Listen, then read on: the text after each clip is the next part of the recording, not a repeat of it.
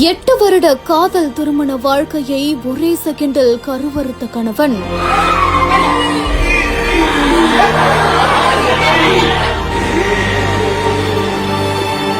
சந்தேகம் என்ற கத்தியால் தலையிலேயே குத்தி மனைவியின் கதையை முடித்த கொடூரன். ஆத்திரம் அடங்காமல் மருத்துவமனையில் புகுந்து நடத்திய கொடூர செயல்.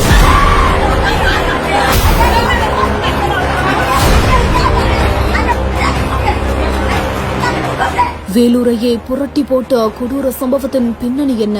வேலூர் மாவட்டம் அணைக்கட்டு பகுதியில ரவிக்குமார் விஜயசாந்தி அப்படின்றவங்க காதலித்து கடந்த 8 ஆண்டுகளுக்கு முன்னாடி இரு வீட்டார் சம்மதத்தோட திருமணம் செய்து கொண்டதா சொல்லப்படுது.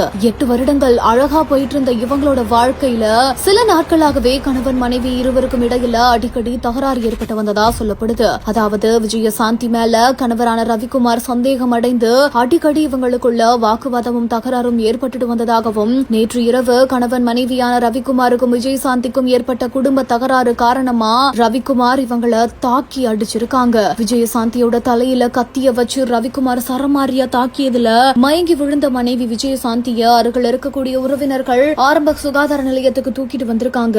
ஆனா அங்க அவங்களை பரிசோதனை செஞ்ச மருத்துவர்கள் அவங்க ஏற்கனவே இறந்துட்டதா தெரிவிச்சிருக்காங்க.